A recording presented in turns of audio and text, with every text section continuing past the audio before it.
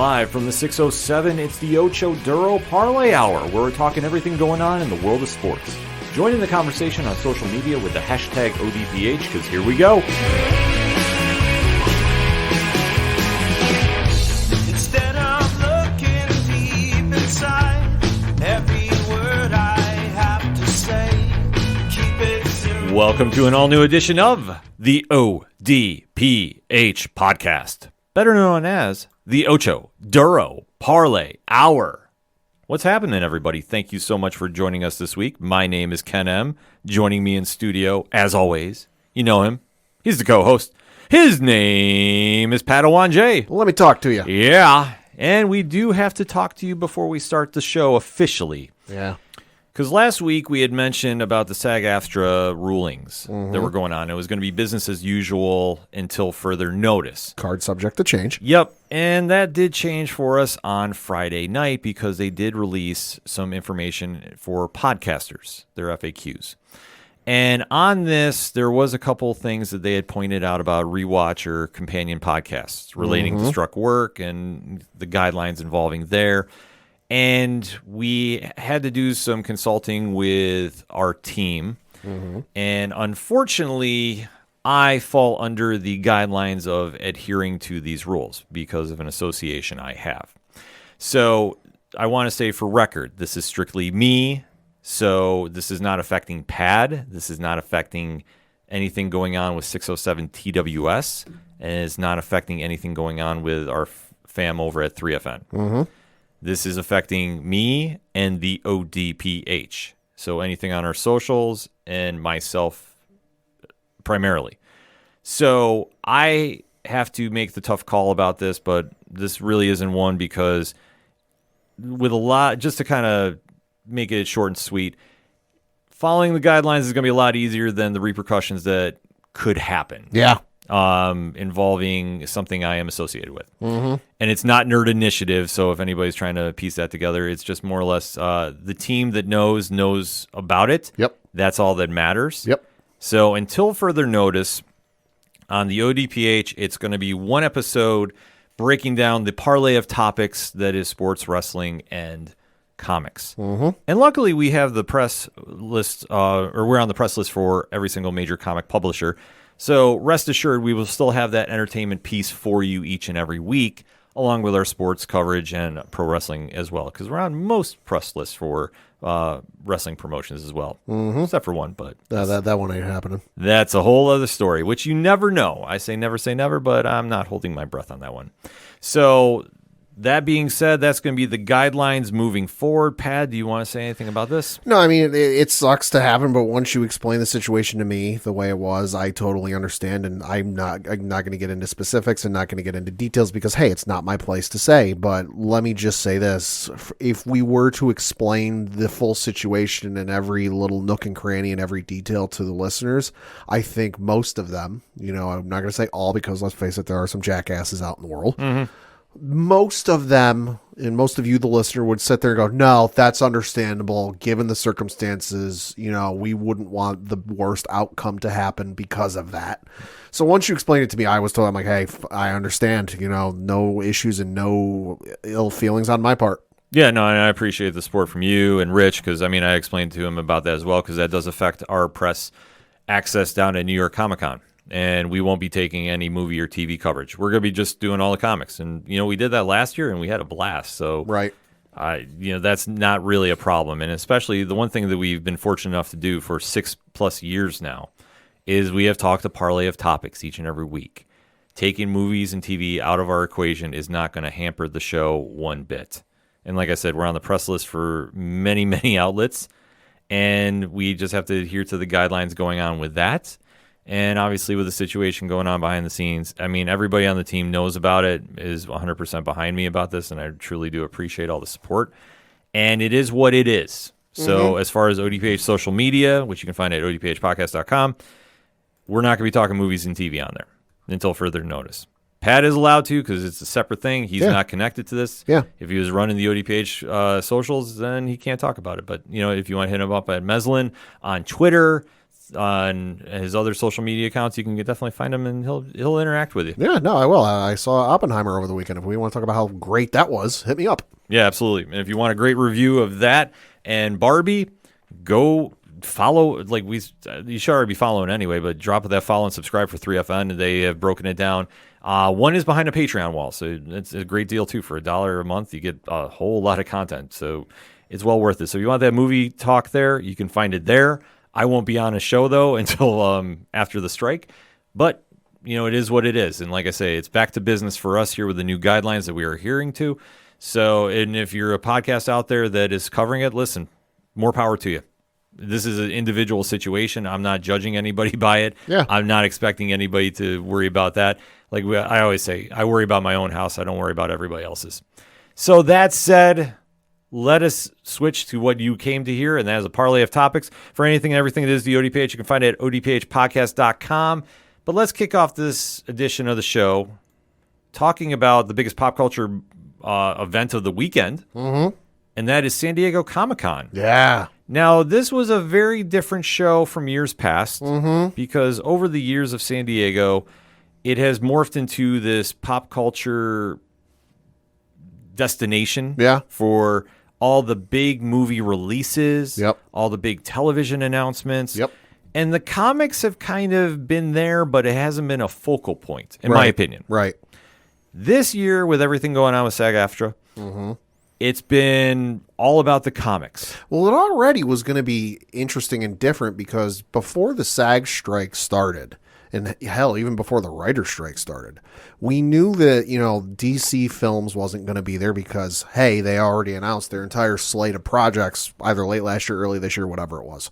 We knew Marvel Studios wasn't going to be there because, again, they announced their whole slate of films last year. And we haven't completed or come close to completing all of those films they announced, so why announce more?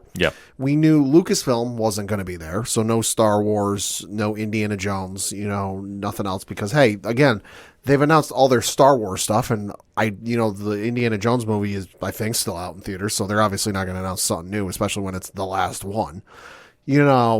And Netflix wasn't going to be there because they have their own thing, so a lot of the heavy hitters and a lot of the big players for films and television were already not going to be there. So it's like, oh, this is going to be interesting to see who jumps in and maybe tries and takes their place. And then the SAG strike happened and obviously the writer strike. So it was interesting to see what happened. But yeah, no, it definitely seems that San Diego Comic-Con went back to its roots and was mostly comics. Yes, and this has been widely publicized, and the general reaction has been from everybody we've talked to that was at the con to just fans watching the coverage. Everybody was really happy with everything that they saw going on. There was nobody that was complaining that it was like, oh, well, we didn't have that big Hall H moment per se. Right. Everybody was so amped up about the comic stuff going on that legitimately it didn't really matter that the big movie and TV stuff wasn't there. Yeah. This was just back to basics. And I love this fact as a comic fan because there was a lot of news that came out.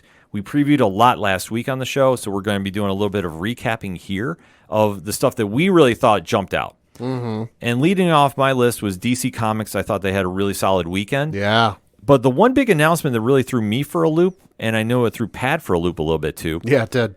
Was a unique crossover that's happening October 17th. Yeah. Pat, you want to talk about it a little bit? Yeah, so this is going to be titled Justice League versus Godzilla versus Kong. And now this partnership is done in conjunction with Legendary Entertainment and Toho International because Toho does have the rights to Godzilla, so they got to get Toho's permission with it. But this is going to be a 7-issue run with the first issue coming out in October. And basically, it's the characters from the MonsterVerse, so Godzilla, King Kong, are going to be taking on the Justice League. And it's not Godzilla and King Kong from the 30s, 40s, 50s, whatever incarnation. No, this is the way they look from the films that have come out from Legendary Entertainment. the last couple of years. Yeah. There's the one. So if you haven't seen the preview art's incredible. But there's the one photo where Godzilla is tearing up Metropolis. You've got King Kong climbing the Daily Planet, a la the infamous scene from all the movies where he climbs the Empire State Building. But he's grabbing hold of the Daily Planet globe as the Green Lanterns fight him off. And then there's the one panel that really jumped out to me where it's Clark and Lois on like a rooftop having a sunset dinner together. And they're freaking the fuck out because they see rising from the water is Godzilla, and he's getting ready to attack Metropolis. Yeah. It looks nuts. This looks absolutely insane. Is this going to win any awards? Probably not. Is this going to go down in the annals of history for like the greatest comic book of all time? Probably not. Is it going to be a hell of a lot of fun? Absolutely. Absolutely. Because this is the stuff you do as kids. You get the action figures. You pit them against each other. You have Superman fight, Thanos. You have Captain America fight Lex Luthor or what have you. Mm-hmm. This is the kind of stuff we do as kids, and we're seeing it play out on the comics. Yeah, exactly. The Jim Lee variant cover, yes, looks amazing too. My God, I know that's been making the rounds on social media today. Yeah, everything about this is a win. Like I said, I thought that their comic stuff was pretty solid. I mean, I know there's a couple books that I got my eyes on. They're going to be dropping the new Outsider series. Is definitely one, but that's Lansing and Kelly. So, anytime they're writing something, I'm definitely looking into it. So, like I say, DC, I thought had a really solid weekend concerning that. So, kudos to them about that. Yeah. Another company that I thought really had a great weekend, too, was Skybound Entertainment. Okay. I know they had a lot of things going on, but the announcements that really caught me was the Energon universe. And this has been something that since Robert Kirkman's Void Rivals came out and introduced everybody to a new shared universe for G.I. Joe and Transformers, the buzz has been there about what's going to be happening next. And obviously there was a big panel going on with that. We did find out that after Transformers by Daniel Warren Johnson in September, which I'm already screaming at everybody, you should be running to your local comic shops and ordering copies now because that book is going to be absolutely wild. Yeah. We did hear that they're going to be having the 2 G.I. Joe spinoffs, I guess, coming out. Okay. In December, we have a new series focusing on Duke. Yep. Written by one Joshua Williamson. Hey, I've heard of that guy. Yep, and he has a Cobra Commander series coming out right after, too. So they're going to be doing some real fun stuff there. And like I say, for how they've snuck in this announcement, I thought was very brilliant, and it wasn't really spoiled either. Yeah. I mean, there was a couple sites that went a little crazy with it beforehand, in my opinion. And like we always say, there's a 72-hour embargo rule for a reason. Yes. Like, you don't need to spoil it to get clicks. I'm sorry. Like, if that's your business, whatever. We don't do that here. And I don't acknowledge anybody that does that. So the other one I saw from Skybound that I think could be interesting is they announced a game, Walking Dead Betrayal. So this got unveiled. It's a multiplayer social deception survival game. So basically, it's obviously going to be set in the Walking Dead universe. But basically, it's going to have players try to survive the outbreak. So you're going to have to craft, cook, survive, and communicate with party members. So it sounds like a little bit of Minecraft, a little bit of 7 Days to Die if you've ever played that, but also you might have to do a little bit of deceiving because not everybody's on the up and up when it comes to this universe. It will be out later this year and it's going to be exclusively on PC via Steam. But there is going to be a closed beta test set for August the 10th. I think this has got a lot of interesting potential because I know 7 Days to Die is a popular game. Minecraft, been around for 10 years, obviously popular. So just kind of like a mashup of the two, but in the Walking Dead universe, I think it could be interesting. I do too. I mean, I think that they can do a lot of things in the video game aspect. Yes. That they can't really do in the other forms of media. And let's face it, Walking Dead games, the bar is real low. The Walking Dead, not known for great games. No, other than the Telltale. Yes, that's the exception. That's been the one exception in our opinion. So definitely a lot of cool things Skybound's been doing too. Yeah. So definitely keep an eye on them in the calendar year. Yep. Next up for me, though, I got to talk Massiverse. Okay. We had heard a lot of hype about this panel when the Black Market Narrative team swung through here on the ODPH, and they did not disappoint. A lot of stuff was coming out, especially with the Catalyst War kicking off in Radiant Black 25, which I hope everybody bought issues A and B, and you now know why it is important to buy A and B. And if you want a great review about that, our good friend Marty Stoke did one for Nerd Initiative. It's on the website right now, so you can definitely go check that out. They did make a couple more announcements that are going on. A Shift series, which I have to take my victory lap about Pat, because you remember during the Massiveverse Supermassive interview, I kind of threw that notion out there when they're talking about crossovers and such. I said, you ever think about doing one with the bad guys? Oh, okay. Lo and behold, did I catch something? Did I have a premonition? You might have had a premonition. I had a premonition because they did not tell me anything first and foremost, but I definitely was getting hit up about that from a lot of our listeners. So definitely, I'm excited for that. The Shift is one of my favorite characters coming out of the Massiveverse, and to get a spotlight on him, a real big one like they're doing, I think is very, very cool. We did get another big announcement that we had kind of guessed we were going to get, but it's now been made official. Inferno Girl Red Book 2 is in the works. Okay. So that is officially happening on Kickstarter. Details to be announced very, very soon, but the pre-launch page is up right now. So definitely make sure you go check that out. Yeah. And, that, like I say, Book 1 was incredible. Book 2, I'm sure, is going to be absolutely a must-have as well. So we'll definitely stay tuned for that, because obviously when more news is breaking about that, we're going to be talking about that as well. But the other big thing from the Massiveverse 2 that I was surprised at, but this does make some sense too, because they were really hyping up that there's something special that was going to be unveiled. And they have now announced a Massiveverse fighting card game. Whoa, okay. So if you're into that, they are teaming up with Solus Studios. Okay. And it's going to be featuring a lot of the familiar faces from the Massiveverse, and reading right from the Black Market Narrative newsletter. The Massiveverse fighting card game, powered by Pocket's Paragon Systems, features 8 playable characters: Radiant Black, 001, Rogue Sun, Catalysm, the Dead Lucky, Pyre, Inferno Girl Red, and the Griffin. So each one is a rival of, from the series. Right. Each deck features art pulled directly from the comics, plus character card art by Dan Mora. Yo, hello. You already got my money. So you probably just sold a lot of people. Yes. So make sure to head over and sign up for that, about that Kickstarter campaign too as well. Like I said, Massiveverse had a lot of stuff going on. They did unveil a little bit about what's going on with Rogue Sun, some plans going there. And Dead Lucky is coming back to stores this week, so definitely a little tease of what's happening there. A very cool video for No One. A little live action, it kind of looked like. So a lot of cool things happening, and we always scream about this on the show. The Massiveverse and everything that Kyle Higgins and company is doing there is just been absolutely top-notch stuff. So if you're not on board for whatever reason, this is a perfect time to get on board. Like we say, Dead Lucky number 7 is back this week. Rogue Sun 14 is out this week. We're definitely going to be reviewing them on our social medias. And like I said, Radiant Black 25 had a lot to unveil, especially with the very, very creative take they took moving forward. So the Catalyst War is going to be something special. So if you can still find an issue somewhere, which good luck, because I've heard sellout after sellout for that, it's well worth picking up and getting on board to what they're doing now. Also, at San Diego Comic-Con, there was a company that was making a big splash, and I think they did, and they came out with a lot of news early, and then it was just kind of trickling the effects over the weekend. And that was Distillery. Oh, right. So this is going to be the brand new imprint that has got a lot of heavy hitters on it, and we did get the official announcement that Gone by Jock will be the first book out in his debut series. Okay. So really cool stuff happening here.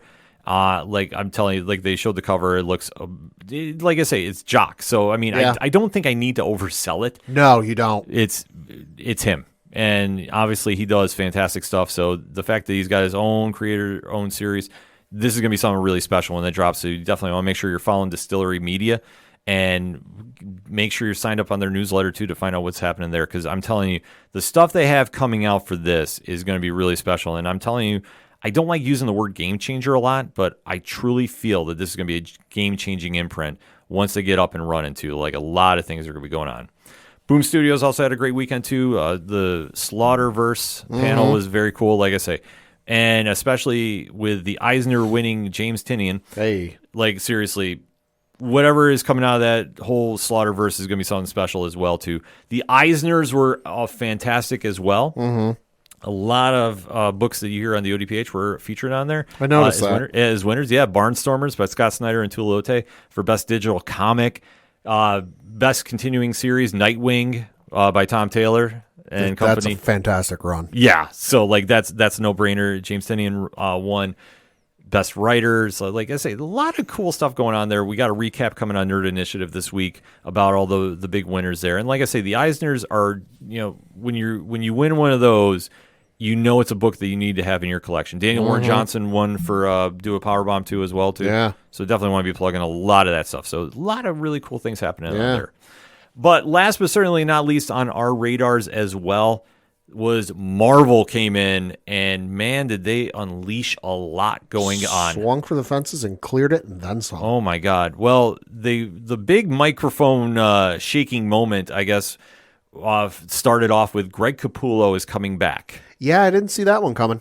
No, I mean, heard rumors, but nothing official, and then they unveiled 3 covers that he's been working on. Noticeably lacking on my bingo card. Yeah, but you know what? The fact you have the legendary artist returning, that's huge. And like I said, the Wolverine and the Deadpool pieces he did, just amazing. So those are going to be very, very highly sought after items. Also, during the weekend, it was announced about the Superior Spider-Man. Yeah, saw that. That was surprising to say the least. Yeah, so Dan Slott and Mark Bagley are tagged with that one. That's going to be a crazy series. Obviously, longtime Spider-Man fans know about that. And, that's going to be one that's going to be a very, very hot ticket when it comes out. Oh, yeah, well. To put it mildly. Yeah. Also, over the weekend, too, they announced about the big Spider-Man gang war crossover that's going to be spiraling out in. So that is going to be one that, like, I like seeing when they do these kind of crossovers because it's not something super crazy. Right. Like, you have to go buy every single book. But I think that when they do the street-level crossovers, like those heroes, I really think they do something fun. And gang war has been something that they've done in the past. I believe it's under a different name, so I'm forgetting about it. So I know somebody's probably screaming at their podcast player right now. But this is going to be one that, like I say, they got a lot of heavy hitters on here. It's going to be going for 3 months in various books. And like I say, anytime you can really tie in like Luke Cage, The Amazing Spider-Man, and Spider-Woman, they got a brand new series coming out. But like I say, there's a lot going on here. Yeah. I'm trying to remain calm as I'm talking about this. Marvel's got a lot going. They do. And like I say, this is stuff that really looks very cool. Deadly Hands of Kung Fu is coming out too, part of the gang war thing. So they do have like a couple limited series happening with this, but it's tying into the overall picture. And like I say, Spider-Man is one character that obviously past issue 25 and 26. Yeah. I think is now it looks like it's swinging back to basics for me personally. So like I'm excited to go check some of these books out, and I really think they're going to be doing a lot of fun things as well too. And then obviously we got more announcements of David Pepos is going to be writing a Punisher series. Ooh. I'm all in about that. Lansing and Kelly are going to be doing the new Timeless, so that's going to be a fun one to do. Rob Liefeld has 2 secret projects coming out involving the X-Men Interesting line that looks like. Interesting. The one that caught my eye is Cable with the original X-Men lineup. So that's the one that really like stood out to me. That could be interesting. That's what I'm kind of waiting to hear more about. Obviously, more news came out about Ms. Marvel. The New Mutant series is coming out. So that's one that I think everybody has circled on August 30th for. Right. So definitely a lot of things to be excited about. The new Captain America series is coming out by JMS. Yeah. And then I had a mark out moment. I think everybody that reads Mighty Morphin Power Rangers and the Dead Lucky did too, because Melissa Flores is going to be writing Spider-Gwen on tour.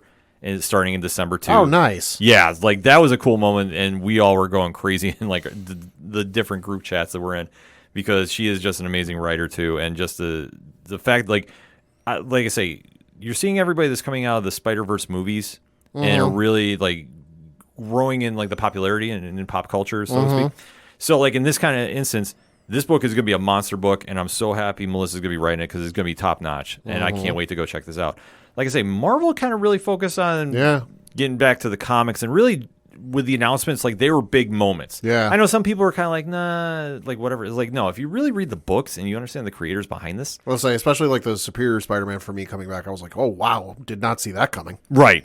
Like, that's huge. Like, the Hellfire Gala, I was like, oh, okay, sure. That makes sense. Right. I mean, that wouldn't win as expected. Like, that was a big event. Yeah. It definitely was a cool thing if you were in attendance for it. I knew a couple of people that went there, so I heard just nothing but raves about that. So Marvel, like I said, they put a nice little cap on everything. Yeah. So for me, like I say, it was all about the comic stuff too. Oh, I almost forgot about they did announce an all new X-Men lineup. Yeah, so this one is they teased something big for X-Men in 2024. Who are the new X-Men? And there's a teaser poster that came out that says, who are the new X-Men coming 2024 with a sneak peek this November. Shh. So something's coming. We're going to get a new lineup and maybe some new faces. Cough, cough. Kamala Khan, cough, cough. Yeah, we could Because see. the writing's on the wall with that one. Oh, yeah. If anybody remembers when the PlayStation, I think it was the Vita, the PlayStation was going to announce something. It was like the worst kept gaming secret. Everyone knew it was going to get announced. This is like the same damn thing. Mm-hmm. Like every step of the way about this has been so easily predictable that like it's not that big a surprise. No, it's definitely not. But the thing about the writing font for the new X-Men book, that's Age of Apocalypse. Oh, So- I'm looking at the art right now. So Yeah, okay. that, I mean, if they decide to go there, that would be something wild. I mean, Age of Apocalypse Part 2. yeah, or whatever parts there is, because I think I always just stick to the classic one. I have not followed about any other follow-ups after, because that is Sure. such a classic storyline. But you know what? If they decide to go back there for this with the current situation in Kuroka, that could be some fun stuff. Yeah. Pat, you got anything else that kind of caught your eye there a little bit? Couple of video game stuff. Obviously, we had the Insomniac Games panel for the upcoming Marvel Spider-Man 2 game. That one looked really friggin' awesome. We got a first good, solid look at Venom, which saw today. Todd McFarlane. Yeah. Todd McFarlane approves of the look of Venom. So, hey, that's a good That's sign. a huge cosign. That's a huge cosign. The game looks incredible. We found out that it is going to be taking place roughly 9 to 10 months after the events of Spider-Man Miles Morales. So that one took place in the winter around Christmas time. So this one will be probably September, October timeline-wise. Going to be very interesting. Of course, Harry Osborn was in the trailer. Got a good look at Kraven. Miles is going to have a come face-to-face with Mr. Negative, which... boy, that's going to be a hell of a meeting. If you played the first game, you know what I'm talking about. Mm-hmm. So that one obviously jumped out to me. Super excited for that one. Also got a reveal for a new interactive streaming series. This one is interesting. This one called Borderlands Echo Vision Live. And this one is a new streaming series set in the Borderlands universe, of course, the video games, focusing on 8 tourists, all newcomers to the Borderlands series, find themselves stuck on Eden 6 after embarking on an adventure safari to follow in the footsteps of the Vault Hunters. So not really sure what the hell this is going to entail, whether it's live action, animated, 3D animation, or whatever. But hey, it's more Borderlands. I am all sorts of for it. Also, in some more video game news, we got the super cool announcement for the Mortal Kombat 1 game, and that is some new DLC. It's going to be the first DLC called the Combat Pack. Of course, combat's spelled with the K.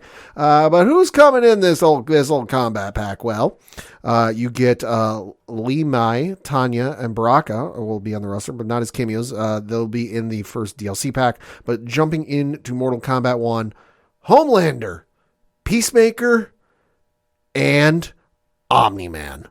Yes. Oh my God. Yes, Omni-Man will be voiced by J.K. Simmons.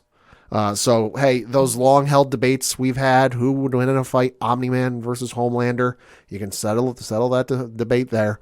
Yeah, this looks amazing. Can Homelander come out to Kingdom by Downstate? I'm putting that out there in the universe. Oh, that'd be amazing. I need that. That would be amazing. And then we got another one that was sort of interesting, kind of left field, was an upcoming series of some sort for the folks over at Borderlands, and this is called Echo Vision Live. And it's going to be a new interactive streaming series set in the universe, obviously, where it's going to focus on 8 tourists, all newcomers to the series, where they find themselves stuck on Eden 6, which is one of the worlds in the universe, where they're going to be adventuring, they're adventuring on an adventure safari. It's going to follow in the footsteps of Vault Hunters. So Borderlands is obviously that super unique, first-person looter shooter, with the interesting art style. Not really sure what this is going to be, but it's going to be interactive, which is going to be all sorts of interesting. We know how interactive things have gone in the past. Case in point, Jason Todd. Mm-hmm. Enough said. Yep. So I don't know if this is going to be live action. I don't know if it's going to be animated or 3D or some amalgamation of the two. It could be interesting, though. Don't know where it's going to come either. So we'll have to wait and see. Yeah, it definitely looks intriguing. I will say Yeah. that just from the readout for it. But Yeah. like for what exactly, man, I don't know. Yeah. And then we got 2 animated movies were announced. We're both getting a Watchmen animated movie and then Crisis on Infinite Earths animated movie. Holy hell, about damn time, I would have to say personally. And also surprising the shit out of everybody, myself included, now available on PlayStation 4 and PlayStation 5, High on Life, which if you're not familiar with this game, Christ almighty, get familiar. This is the game from Squanch Games. It's a first-person comedy shooter. It was released last year, was on Xbox exclusively and PC for the last 7 months, but it is now available on PlayStation 4 and PlayStation 5. It's from the creators of Rick and Morty. Do I need to say any more? It's absolutely hysterical. I can't wait to get my hands on it. I've seen some gameplay. It seems hysterical, so I am super fucking excited to play this. Also got some new details on the upcoming Star Wars Outlaws video game, which is the one. It's going to be set in between Empire Strikes Back and Return of the Jedi. You can work for not Boba Fett, Jabba the Hutt, or against Jabba the Hutt. Which, hey, given recent events in that timeline of when this takes place, sell out Jabba the Hutt. See how that works out for you. But no, this is going to be, it sounds super fucking massive because you can travel to different worlds and you can explore. I know Tatooine was one. They mentioned you can even go to a certain cantina that we all know and love from the original Star Wars movie. But this sounds super massive because each world has been described as having the size of an Assassin's Creed map, which if it's some of the early ones, fuck, that's a huge map per planet. Yeah. So this is like essentially however many planets, let's just say it's 5. If you can go to 5 planets, which I don't think that's going to be the number. I think it's probably going to be slightly more than that.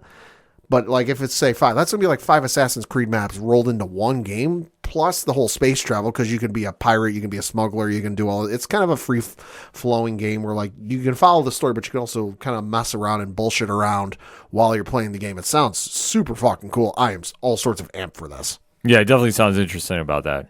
There's a lot of stories that were coming out, too. I mean, that's just the stuff that caught our attention. I mean, I know the Image Comics was doing some of the Andy Samberg. That sounds interesting. Andy Samberg and Joe Troman from Fall Out Boy. Yeah, that's going to be a wild book. I'm not sure what to expect there. IDW had a lot of stuff coming out with the Teenage Mutant Ninja Turtles franchise, too. I'd like to say, just in closing with it, I mean, Pat, would you say this con was a hit? I would say so. I will say it was nice to not have the 800,000 announcements thrown our way, because I know that's shown up on my Facebook memories the last couple of weeks, with it being around the time that San Diego Comic-Con usually happens. And I'm like scrolling through 800 announcements from Marvel and DC. Yeah. Just trying to get to some of the shit from like 10 years ago that I don't remember off the top of my head.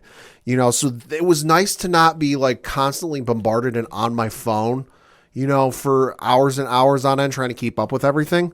But it was nice to see the comics get their shine, because that's ultimately at the end of the day where these movies, where these TV shows, where these animated movies and video games come from. And without those stories, without the Crisis on Infinite Earths, without the, Darkest Night, without, Civil War, without, Age of Apocalypse, we wouldn't have some of these seminal moments on film, TV, animated that we're so familiar with. Absolutely. I mean, it all comes down to comics makes the world go round, because what spirals out of those pages really is what takes over pop culture. Yeah. And like I say, I know there was a lot of stuff that was going on pertaining to that. I know Pat has alluded to a little bit of that too as well, for some other projects going out, which, like I said, there's a lot of stuff to be excited about as well. But like for me, it's just strictly about the comics. And I loved what Marvel had to announce. Like I say, as a comic fan, Pepos on Punisher, that take my money now. Right. And then obviously the gang war stuff is coming out. That's intriguing too. Luke Cage, written by Rodney Barnes, definitely going to have that on my pull list. And there's just so many big wins that would happen just as a comic fan. Like I say, for me, this is what got me excited over the weekend, to really just say like, okay, it's not San Diego like we know.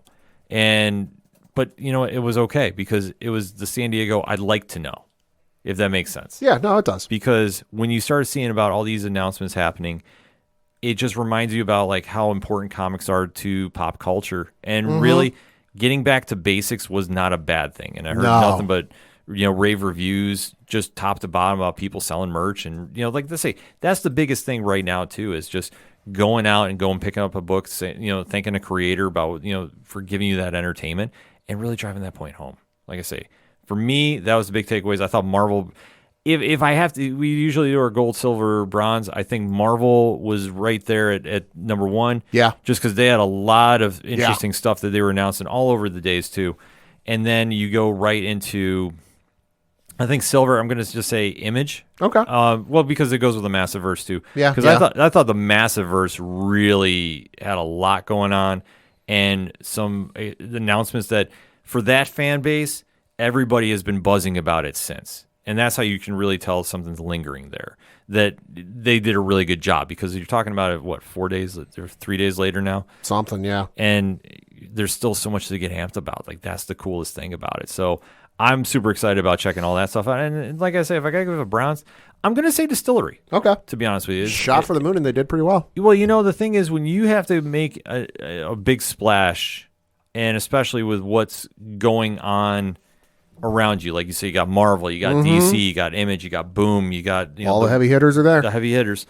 I think the fact that they were really doing some cool things at their panels, and really bringing a good spotlight onto them, especially with a high-profile book like Gone coming out, right? And then we have heard some news coming out about some other books. Like, I don't really know enough to really speak on it right now. Sure. But I've been following their social media, and like, listen, there's been lines, there's been excitement, and that's the biggest thing that you want from a Comic-Con.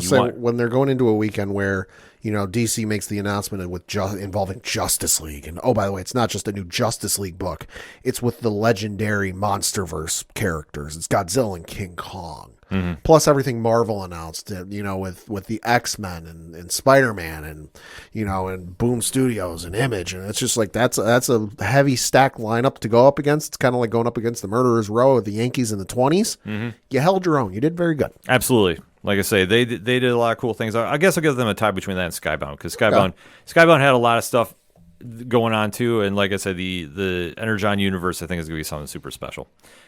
But that being said, hit us up on the hashtag ODPH pod. What is your thoughts about San Diego Comic-Con 2023? Did you love the news? What came out that really stuck out to you that you really want to talk about? And, we can go from there with it. Like I say, there's so much as a comic fan to enjoy. We have plenty to discuss, but only when we come back from this break. So we'll be right back. Do you like comic books? What about movies and TV shows? Well, we may be the show for you. We're Hops Geek News, a weekly podcast that discusses comics, movies, and TV shows while featuring a beer of the week. Every week we chat about what we messed up on the week before, and then we dive into what we're reading and watching, as well as some news. We then wrap it up with a geek-themed topic of the week. You can find us anywhere you listen to podcasts by searching Hops Geek News. Cheers. Coming back for another segment on this edition of the ODPH podcast, and we have to talk a little UFC. Hell yeah. Big card going down this weekend from Salt Lake City, UFC 291. Mm-hmm. Pat is so big that one of our favorites is on the prelims. My balls are hot. Yes. Derek Lewis is on the prelims. Yeah. Like that, the card is this loaded, folks. Crazy. It's crazy. So that is how stacked this card is. So we're going to take our time and break down the main card. So Pat, why don't you kick us off? Yeah, so the first fight on the main card is going to be in the welterweight division, and it is between Michael Chiesa taking on Kevin Holland. This is going to be a fun matchup. Chiesa, obviously known for his ground game. As long as he's not sitting there trying to strike with Kevin, he will be fine. Kevin Holland, though, has improved his ground skills, but I don't know if he can stop the takedown. The only thing I know is he will be talking a lot during this. So looking at the records for Michael Chiesa in 24 professional matches, has a record of 18 wins, 6 losses, currently on a 2-fight losing streak. Lost his last fight to Sean Brady by unanimous decision. That was back in November of 2021. And then he lost to Vincente Luque via Darce choke submission. That was in August of 2021. Prior to that, he was on a 4-fight win streak. And then switching over to Kevin Holland in 34 professional matches, has a record of 24 wins, 9 losses, 1 no contest. Currently on a 1-fight winning streak, beating Santiago Ponzinibbio via knockout. That was in April of this year, and prior to that was on a 2-fight losing streak. He lost to Stephen Thompson via TKO. That was corner stoppage. That was back in December of last year. And then he lost to Hamzat Chimaev via Darce choke submission. That was in September of last year. So I'm going to say Kevin Holland. He's been fighting consistently. Not quite sure what was going on with Chiesa that he's been off the last couple. I think he had an injury. Yeah, looks like it was. His faced Sean Brady November 2021, lost about via unanimous decision. This is on his Wikipedia page. Chiesa was scheduled to face Li Jingliang on April 8th, 2023 at UFC 287. However, Jingliang pulled out of the bout due to a spine injury, so not really entirely sure what it is. So that being said, I'm going to go with Kevin Holland in a unanimous decision or a split decision, some sort of decision, because listen, it's been quite a layoff there for Chiesa. It's his first fight since November of 21. Octagon rust is a thing, and I don't know if he'll be able to bounce back from that. It's going to be a tough challenge for him. I will take Holland in a split. Okay, but I will say this: if Chiesa can get him to the ground early, Holland's in big trouble. Okay, like really big trouble. And then next up is in the lightweight division where you've got Tony Ferguson taking on Bobby Green. Oh, man. Like, I want to see this fight, but I don't want to see this fight. Okay. Because I'm at the stage with Tony Ferguson, great fighter. I always said him and Khabib was the greatest fight that never happened. Well, Tony was a good fighter. Right. But I think just Father Time's caught up to him. Yeah, I'd have to say so. Looking at their records for Tony Ferguson in 33 professional matches, he has 25 wins, 8 losses, currently on a 5-fight losing streak. Yeah. Lost to Nate Diaz in his last fight via guillotine choke submission. That was in September of last year. Got knocked out by Michael Chandler in May of last year. Lost via unanimous decision to Beneil Dariush. That was in May of 2021. Lost by unanimous decision to Charles Oliveira in December of 2020, and then he also lost to Justin Gaethje via TKO. That was in May of 2020. His actual last win, if you want to call it that, is to Donald Cerrone, which was a TKO. That was a doctor stoppage. All right, so if you don't want to count that, then you go back to his last fight. Before that was a win against Anthony Pettis. That was a TKO, although that was a corner stoppage. So if you want to go further, or if you don't want to count that, his actual win where he did something other than somebody stopped the fight was he beat Kevin Lee with a triangle choke submission. He beat Kevin Lee with a triangle choke submission in October 7th of 2017. On the flip side, Bobby Green, 45 professional matches, 29 wins, 14 losses, 1 draw, 1 no contest. That 1 no contest came in his last fight against Jared Gordon. It was an accidental clash of heads. Never seen that before. That was in April of this year. Prior to that, he was on a 2-fight losing streak, losing to Drew Dober via knockout. That was in December of last year. And then losing to Islam Makhachev via TKO. That was in February of last year. This might be the one opportunity where I get the chance to see something I've always wanted. Double knockout. This could happen. I mean, the one thing is Tony will scrap with Bobby. It's going to be not a pretty fight. No, it's not. I do like Bobby in this one, though. By slim margins. Yeah, I mean, Ferguson at this stage, like I say, I just don't want to see him fight. I mean, let's be honest, folks. If you're having a watch party over at your place of residence, and you got some food, you maybe got a sheet pizza, you got some wings, you got a sub tray or something. This might be the fight you go up and get more food. Yeah. And let's face it, the way these guys' records reads, something tells me this fight ain't going to be going long. It's not going to go long. I can see, I'm going to say Green first round knockout. I'm not excited by saying that too. I'm holding my guns. Double knockout. It could happen. Double knockout. Definitely could happen. Next up is in the welterweight division where you've got the ageless wonder, Stephen Wonderboy Thompson, taking on Michael Pereira. This is going to be a fun fight. Styles are going to be very, very different. Stephen Thompson, a very, very disciplined karate fighter. Fighting at the ripe young age of 40 years old. Yeah. And then Pereira is more of a wild man. Yeah, he is. He does a lot of unique strikes in the cage. Very unorthodox, to say the least. But this one, I'm going to go with the upset here. And it's nothing against Stephen Thompson, but yet again, he's 40. He's 40, got a lot of tread on the tires. I just think that the speed of Pereira is going to be too much. I could see this being a decision. but I'm going to say unanimous decision. So looking at the records for Stephen Thompson in 24 professional matches, he has a record of 17 wins, 6 losses, 1 draw. Won his last fight against Kevin Holland. That was a TKO corner stoppage in December of last year.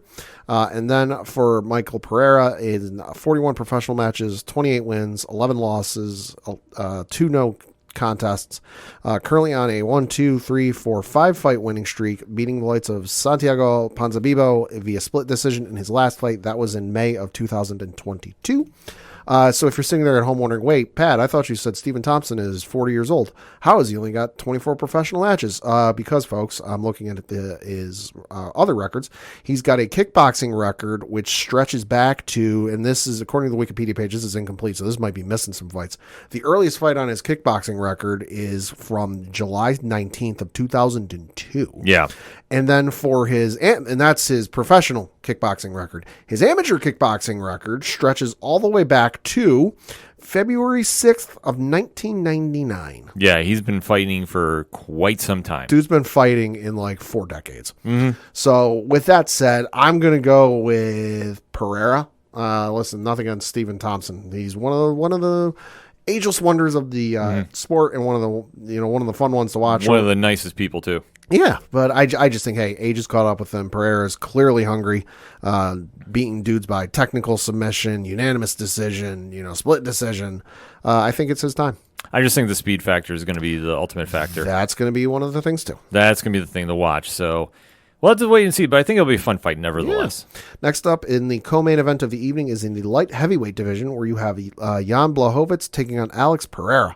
Now, this is the... Is this the interim title? This, according to the Wikipedia page, there is nothing listed for this fight in terms of like anything's on the line. I'll check UFC.com, but does not appear to be. Okay. Because obviously with what is going on with the champion being hurt and having to step down, this is one that's going to be having a lot of implications, I think, for it. Because of Jamal Hill being out, somebody's going to need to step in.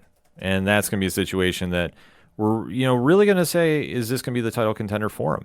And that's going to be another one that we have to really assess here. But the craziest stat from this, Pat, is Alex Pereira could be a double champ in the quickest amount of time, I think, in MMA history. Really? Well, you think about it. He came in from the kickboxing world, defeated Adesanya, so he won the middleweight championship, and now he's moving up to 205.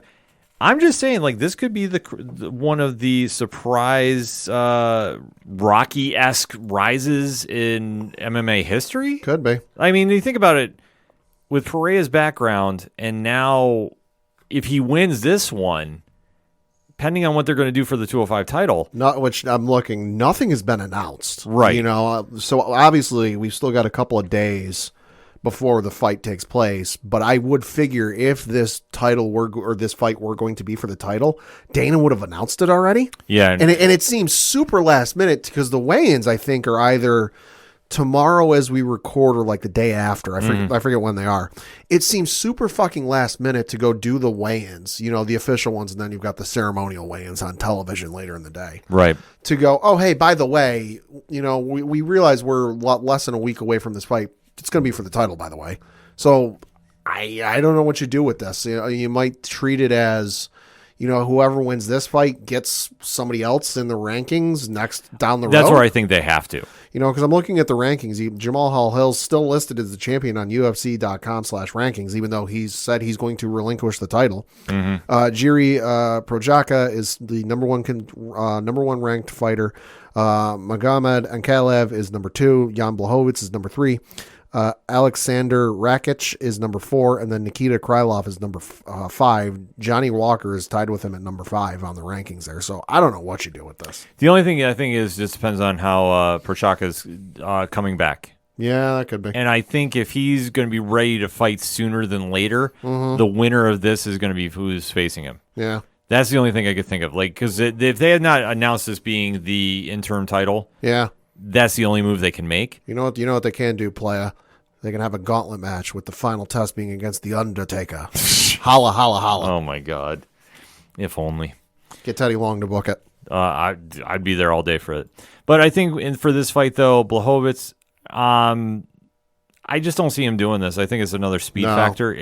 And Pereira, look, I think the weight cut might have hurt him a little bit at 185. I think him being at 205 is going to be interesting. Yeah. And the one thing that he's not going to have to really worry about too much with Blachowicz is the grappling aspect. I think Blachowicz would be smart to grapple with him.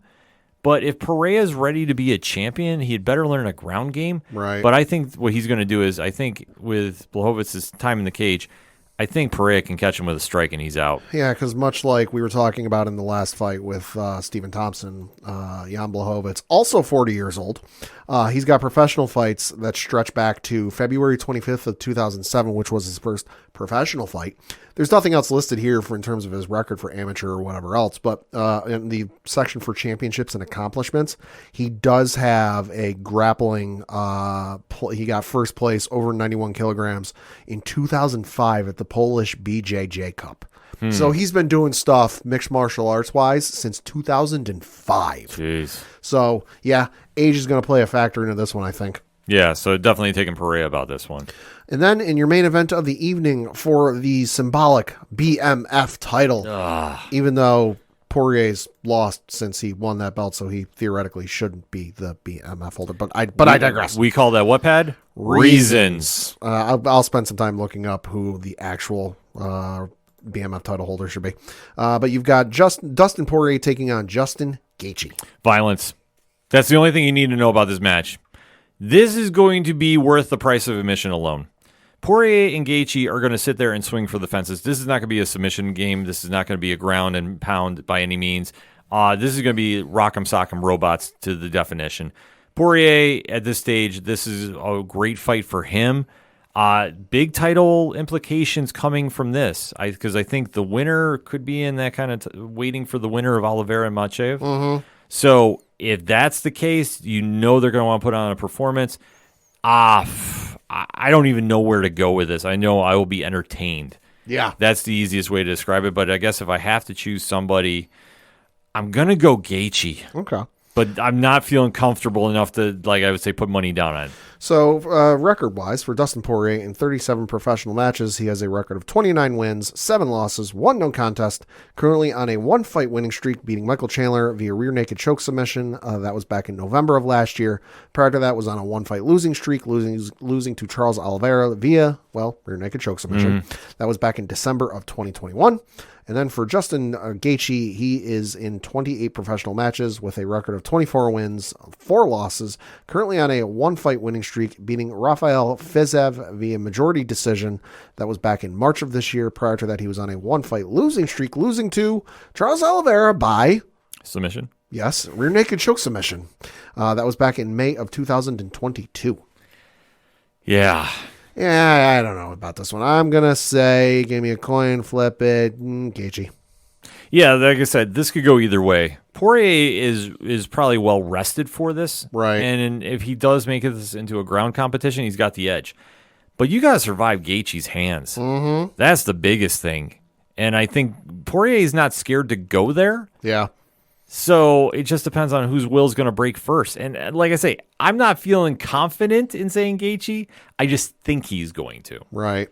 But either way, that's going to be a hell of a main event. All right, so we played this around. I had to figure out where the hell the BMF title came into play. That was at UFC 244. So Poirier won it at UFC 244, or whatever the hell it is. No, because it was Diaz and Masvidal in New York City. Yeah, that's right. And New York stopped it because of blood. Yeah. Or the cut over Diaz's head, which I agree with Rich from 3FN and a few other ODPH Society members. Yeah. If you're going to call it the BMF title, it should be the old school UFC rules where there are no rules. So what would have been his first defense of Jorge Masvidal's first defense of the BMF title would have been to Kamaru Usman, which he lost. He lost to Kamaru Usman. So Kamaru Usman beat Jorge Masvidal. He would have then defended it once against Colby Covington, beat Colby Covington.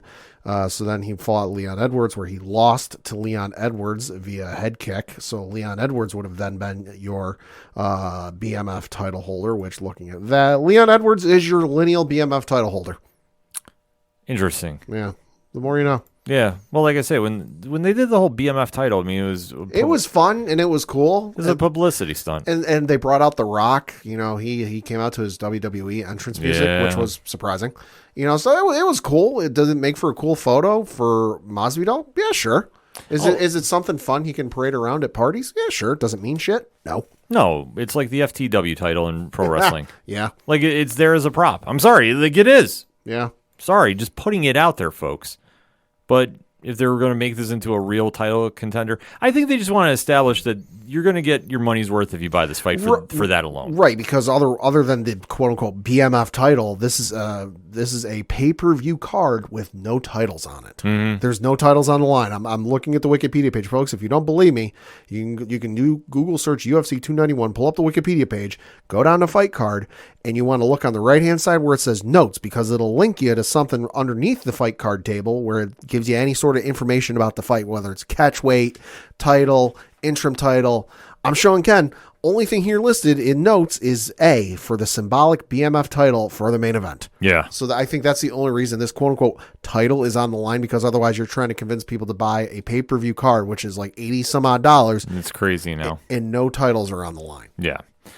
It is what it is. I know that with typical boxing, combat sports philosophy, you need a title as your main event. Yeah. Usually. So if they want to do it, cool. If not, this is a solid fight night. Yeah. Nevertheless, so hit us up on the hashtag ODPH pod. What is your thoughts about UFC 291 taking place this Saturday, July 29th, only on pay-per-view, or if you're in Salt Lake City? We're going to take a quick break. We'll be right back.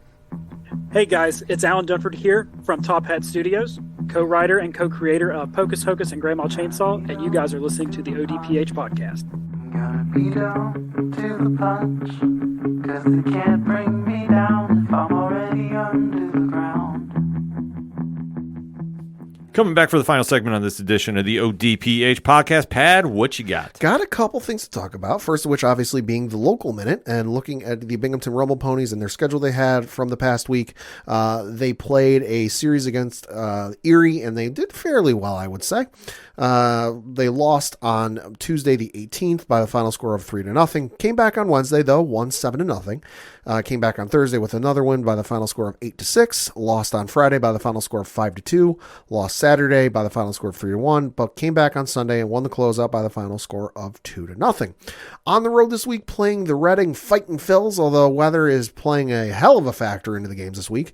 They were supposed to have been playing a game today as we record. However, that got suspended in the second inning. That is going to be made up tomorrow as part of a doubleheader. So they're going to start one game at 5:15.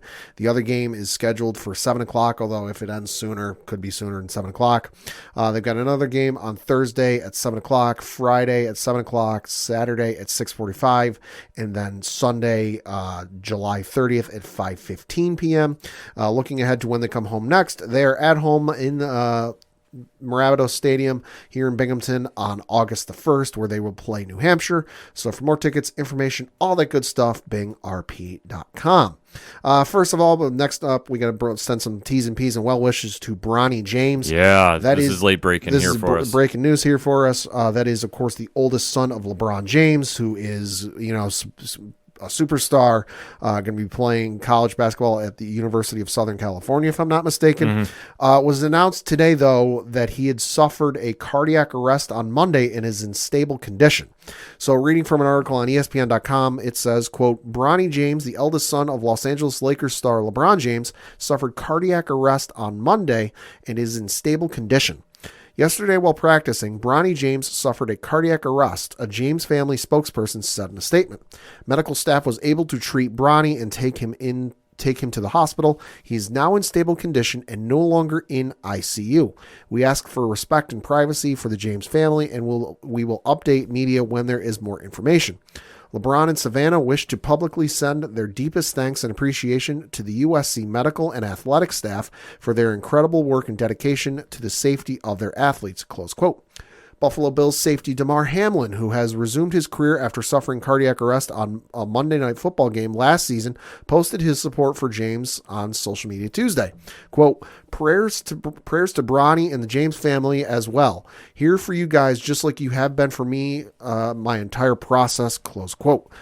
James 18 years old, is entering his freshman year at USC and is ranked 20th in the 2023 ESPN 100 rankings. He's the 6th rated point guard in the class of 2023, close quote. So, not going to sit here and speculate what went wrong, what didn't go wrong, what's going to happen, what's not going to happen. We're going to wait for all that to come out because as we learned with DeMar Hamlin, it ain't going to be an easy, quick process. So we'll see what happens. But hey, thoughts and prayers to Bronny James and the James family because that's some scary stuff. Absolutely. No, it's terrifying news, but I'm glad that he's in stable condition. Yeah, so glad to hear. Positive thoughts and energy going out to him and his family. Next up, going to be talking some WWE because we got some news and a press release from the folks in Stamford, Connecticut, and reading from their press release where it says, quote, WWE delivers record-breaking live events in Mexico. It says Stamford, Connecticut, July 24th, 2023. WWE today announced that back-to-back WWE Super Show events held at Arena Ciudad de Mexico in Mexico City on Saturday, July 22nd, and the Arena Monterrey in Monterrey on Sunday, July 23rd, broke records for WWE's highest attendance and highest grossing live events in Mexico. Wow. For 12 years. Wait, 12? Holy 12 years. The event in Mexico City also broke venue records, becoming the highest attendance and highest grossing event ever held in the Arena Ciudad de Mexico, in addition to setting a record for highest ever WWE merchandise sales in Mexico City. More than 25,000 spectators across both nights witnessed WWE superstars including Roman Reigns, Rey Mysterio, Rhea Ripley, Cody Rhodes, Ronda Rousey, Seth freaking Rollins, Becky Lynch, Dominic Mysterio, Charlotte Flair, and Santos Escobar, close quote. 25,000 people over 2 days. More than 25,000. Amazing. That's more than some pay-per-views get. Holy shit. Yeah, the fact they're breaking records left and right. I mean, WWE is doing WWE things. So congratulations to them. Business clearly doing real well for the folks over at WWE. Oh, no doubt. Holy hell. And then we got some updates to the SummerSlam card, which is taking place 1 week from this Saturday, specifically on August the 5th in Detroit, Michigan at Ford Field on the Peacock or the WWE Network. If you're one of those fortunate souls overseas who still have the WWE Network, I envy you. So the card currently stands as such. Gunther is taking on Drew McIntyre in a singles matchup for the Intercontinental Championship. Bring your mouth guards because sure a few of us watching at home are going to lose some teeth. Good Lord. We got Ronda Rousey taking on Shayna Baszler in a singles matchup. Ricochet taking on Logan Paul in a singles matchup. That one was just announced on Monday Night Raw last night as we record. So that one should be fine. It should be good. They got the good chemistry in the ring as we've seen. It's good to see Ricochet getting a spotlight like this. So I think we're going to see something really crazy done in that ring. Yep. I don't know who's going to win just yet. We'll save that for next week. You've got Asuka defending her WWE Women's Championship against Charlotte Flair and Bianca Belair in a triple threat match. That one was just announced last week. That one should be all sorts of amazing. Very interesting dynamic there. That's going to be a coin flip for me. Yeah. You've got Seth freaking Rollins defending his World Heavyweight Championship against Finn Balor. That's going to be a really good match. Yeah, it is. I wouldn't doubt Finn winning. Although, maybe not holding the belt for real long. You know, the setup they've done with Damian Priest, this is why he won Money in the Bank. Uh-huh. And the Judgment Day has gotten some spotlight on them. Yes, they have. From the Bloodline, for being the best storyline in WWE. So this is something that fans are going to be definitely tuning in for. Yeah. I don't know. I don't know if they've moved the belt off Seth just yet, but we'll see. They did plant that little kernel, that little seed, with Seth last night on Monday Night Raw, where he mentioned Finn. He's like, hey, you could beat me at SummerSlam. It's a possibility. You also could have a shorter reign than your first Universal title reign. Yeah. Because he's like, don't forget your buddy Damian. He is the Money in the Bank holder.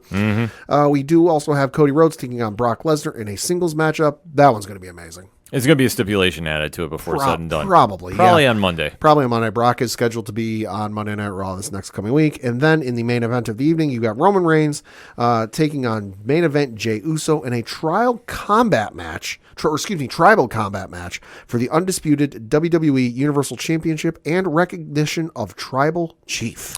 So guessing this is probably no holds barred. No holds barred, anything goes type of match. Yeah, that's what it sounds like. Yeah, but still, the card is shaping up very nicely. Monday Night Raw last night. Very solid show. Yeah, it was good. Trying to get confirmation if Kevin Owens was really hurt or not. Yeah, well, they clearly wrote off Liv Morgan Yeah. Because I know she was photographed with her arm in a brace after Raw last week, not this week. I was like, oh, that's interesting. And then when Rhea came out and destroyed her arm with 2 chair stomps, that clearly wrote Liv off, because Rhea even said, enjoy rehab, bitch. Yeah. So that Liv is going to be off TV for a little while. But yeah, no, reports coming out that Kevin Owens might legitimately be injured with broken ribs. So if that is true, T's and P's, but we'll wait to see what happens. Agreed. Yeah, I'm not sure exactly what, but solid show nevertheless. So yeah, definitely a lot to look forward to. If you're looking for more pro wrestling coverage, 607 TWS on your favorite podcast providers. Yeah, and then lastly, certainly not least, we've got to talk about this insane soccer news from overseas, specifically involving Kylian Mbappe. The French soccer star, was one of the best players in the world. Not the best. He's up there though. But you've got the Saudi team, Al Hilal, who of course, they wanted Lionel Messi. Didn't get Lionel Messi. He's currently playing with Inter Miami down here in the MLS, which if you haven't seen that highlight, did you expect anything less? Yeah, exactly. Him hitting the game winner in his first game here in the MLS, Hollywood wrote it. But they did get Cristiano Ronaldo, to join the Saudi Arabian team. They wanted Kylian Mbappe.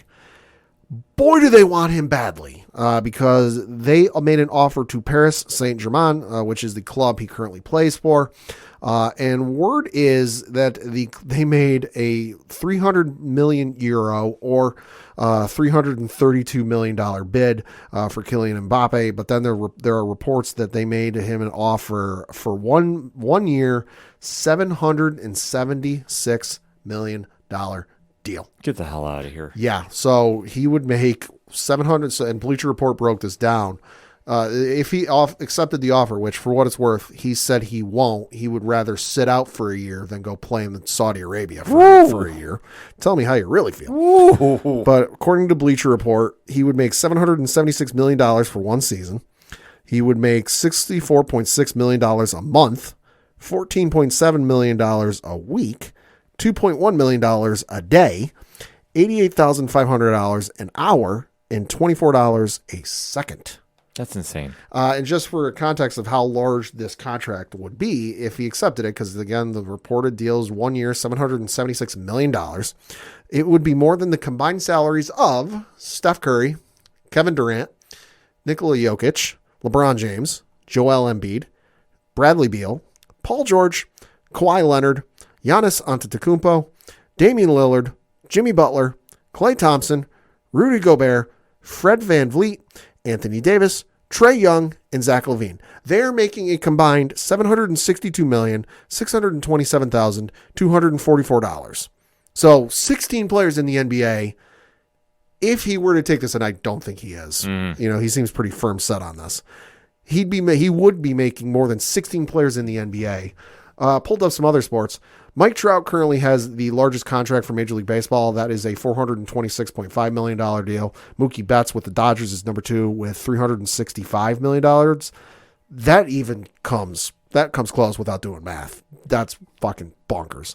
And then you go over to the NFL where it's Patrick Mahomes has like that $500 million deal or whatever it is. Or $450 million, excuse me.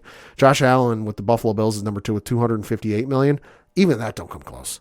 Yeah, to this. That's nobody comes close to this. Which, hey, get your money. If you want to take it, I'll never fault anybody on that. But it sounds like he doesn't. And for what it's worth, I don't think this whole Saudi soccer club thing is going to last real long, because look at what happened with Live Golf. The Saudis wanted their own golf league and they started pouring all this money into it. And they got a bunch of the top name golfers from the PGA Tour and some other tours to come over for massive, fully guaranteed contracts. What ended up happening? The PGA Tour and the Live Golf ended up merging, with the PGA Tour taking control of Live Golf. Yeah. This wasn't the other way around with Live Golf taking over the PGA Tour. No. The PGA Tour was merging and the PGA Tour was taking over Live Golf. We're going to see with all the mechanics and whatnot that play out with that, because that's still got to get the finer details tuned. But something tells me, just a gut feeling, get your money, Ronaldo, get your money, anybody else going over there. It's not going to last long. No, I don't think so. I mean, I think you're seeing much of the same comparison. I mean, that's a great comparison with Live and the PGA. Right. So I think unless they really make some strides and get some star players over there, like, and really can make a run with it, Right. I'm not holding my breath. Because the thing that hurt, I think Liv would have had a shot because there were obviously some big name players. Oh, sure. But the biggest thing with Liv was nobody wanted to do a TV deal with them. Yeah. So for like this first 6 months or whatever it was, you couldn't find them on television here in the States, which is how a lot of people still consume their golf. Their golf. You know, obviously they're on the CW network now, but that's however long it was after they first started, and now it's not going to matter because they're getting folded into this. Right. This Saudi thing is great. You get a lot of shit. You get a shit ton of money, fully guaranteed. But unless they're spending all this money, unless there's money coming back in sponsorships, ad revenue, TV deals, and whatever else, you're losing a lot of money and you're not bringing anything in. Agreed. Yeah. So I'm not holding my breath on that, but we'll have to wait and see. So let's get into that comic picks and take us home, Pad. What you got at the shops this week? Couple of Marvel picks. The first of which is Ultimate Invasion #2 from Jonathan Hickman. Listen, it's the Ultimate Universe coming back. Need I say more? I don't think so. You've got Amazing Spider-Man issue #30 from Zeb Wells. This one looks interesting, especially because you got Doc Ock on the cover. And given the recent events with were announced at San Diego Comic-Con, Yeah. could play a part. We'll see. Well played. Then you've also got Star Wars Darth Vader Black, White, and Red, issue #4 coming out from Jason Aaron. This one looks super awesome. It says, trapped on the frozen planet Hoth. Frank Thierry sends Vader to Hoth. Steve Orlando goes cerebral with the corruption of Darth Vader's mind, plus the final chapter of Jason Aaron and Leonard Kirk's Dark Tales. Super excited for that one. And then from the folks over at, I believe it's Dynamite Comics, it is 007 for King and Country issue #4. This one from Philip K. Johnson. Yep. This one says the former 007 and 002 are tired of running from Merimden. Time to take the fight back to their home turf in England's green and pleasant land. Close quote. So those are a couple of my picks this week. Solid picks, Pad. For me, there's a great news series coming out from DC Comics, Superman: The Last Days of Lex Luthor. For now. Well, this is under the Black Label brand. So this is like the more mature audience, the more Elseworlds mix. They do some great stuff on these on the Black Label books, and you can go through the history of DC. They've made some in reprints now under that banner. So this is one story that when I saw this, it definitely caught my eyes. The creative team caught my eye: Mark Waid and Brian Hitch. So the story behind this, because the book is out today, I can talk about this one, is Lex Luthor is dying, and Superman he asks Superman to help him. Okay. It's a weird pairing of how the story goes, but it's brilliant, though. And I love Wade's take on this. Hitch's art is fantastic, as always. So very, very solid first issue. I'm definitely all in about this and can't wait to see more of it. So that's out by DC Comics. DC had a very big week, too. I definitely want to plug Batman Beyond Neo Gothic. Hey. So I did not get a chance to fully do a review of that, but from while I've been hearing the buzz, this is on my pull list. Like, I got to go get to the shop and go pick this up. From Boom Studios, we're returning to the land of Berserker. Okay. The series that was done by Keanu Reeves. Yeah. It's Poetry of Madness #1. So Reeves is back penning the book, but a little switch up at art duty. Steve Skroke is on the artwork, and this is a one-shot dealing with the past of B, aka Unit, or Unit, and just it's perfect for any Berserker fans. It's violent as all it can be, but it will definitely be, it fits that's universe. So like I say, it's a one-shot. It's definitely worth picking up, and it's like I say, if you love the action and just extremeness that is Berserker, you'll definitely dig this. Yeah. Also from Boom Studios this week, Mighty Morphin Power Rangers 110. Melissa Flores, Simona Di Gianfelice.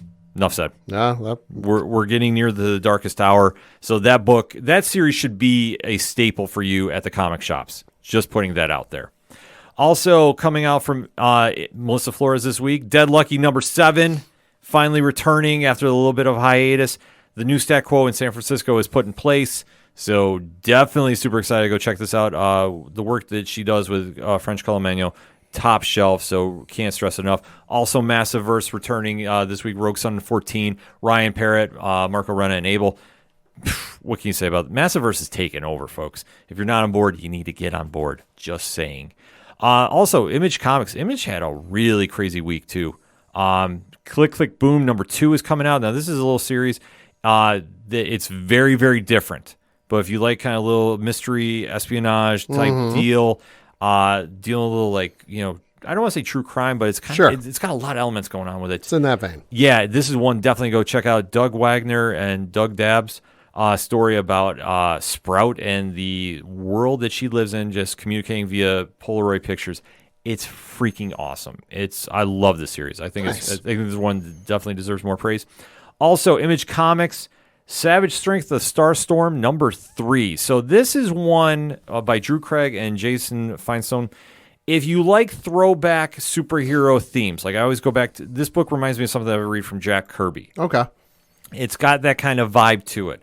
It's very, very vintage in its storytelling, and there's nothing wrong with that. I'm not saying anything mean about that. I really dig it because it's a throwback, and that's where you really get that vibe from. So I'm super excited to check this out. Like I say, it's doing a lot of different things. Like they're moving at a very quick pace, and they're really expanding the universe. Like they did last issue #2. Right. They were trying to do a lot, I thought. So this one, definitely one that is on my radar. So I definitely highly recommend that. And my last pick, because I could not end the show without talking about this. Boom Studios' Alice Never After. So this is Dan Panozan and Giorgio Spalletta.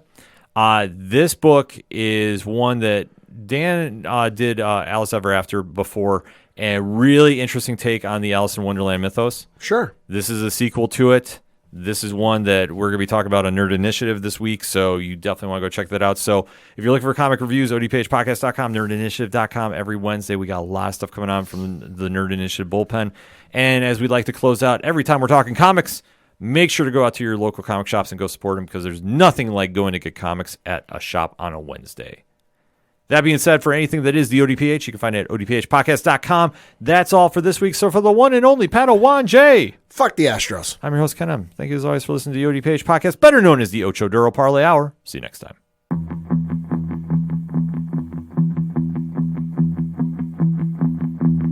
Gonna be down to the punch. I'm gonna be down to the punch.